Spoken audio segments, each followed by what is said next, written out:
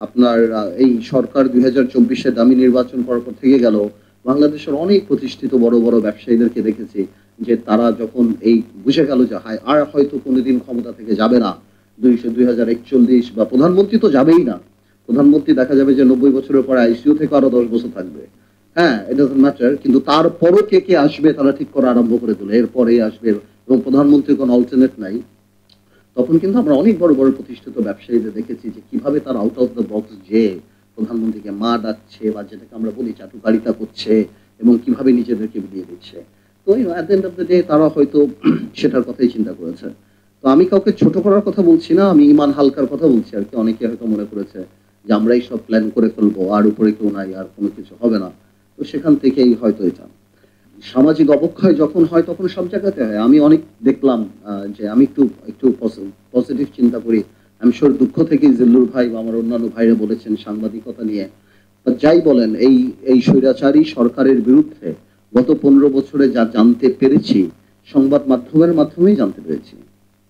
অন্যভাবে কিন্তু পারিনি। এই কাটছাঁট করে যেভাবেই হোক, ভয়, ভীতি, দালালি যাই হোক, কিন্তু ১২টা পর্যন্ত সংবাদ দিয়ে তারপর হয়তো দালালি করেছে। কিন্তু পেয়েছি, আমরা পেয়েছি। হয়তো এখন জিল্লুর ভাই বলেন বা অন্যরা বলেন আমরা যদি ওই স্ট্যান্ডার্ড ক্রিয়েট করতে যাই, of course a not everyone is same. যেই কারণেই জিল্লুর ভাই বা রোমিও ভাই। সবাই তো আর একরকম হয় না। বাট আই এম সিউর আরো ভালো হওয়া যায়। বাট এগেইন কারেক্টলি সেইড একেকটা বড়, বড় কোম্পানির একেকটা প্রজেক্ট হলো এসব টেলিভিশন কোম্পানি বা পত্রিকা কোম্পানি যেটা তারা নিজেদের ঘুষের রেট কমানোর জন্য অনেকে বানিয়েছে, অনেকে ব্ল্যাকমেইল করানোর জন্য অনেকে বানিয়েছে, অনেকে গ্যাস লাইন কেটে দিবে, ভিএটি কেটে দিবে, এটা বাড়িয়ে দিবে, এআইটি বাড়িয়ে দিবে।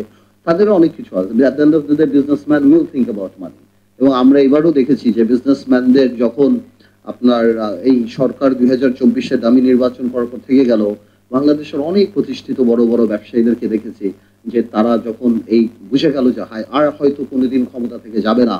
২০৪১ বা প্রধানমন্ত্রী তো যাবেই না। প্রধানমন্ত্রী দেখা যাবে যে ৯০ বছরের পরে আইসিইউ থেকে আরো ১০ বছর থাকবে।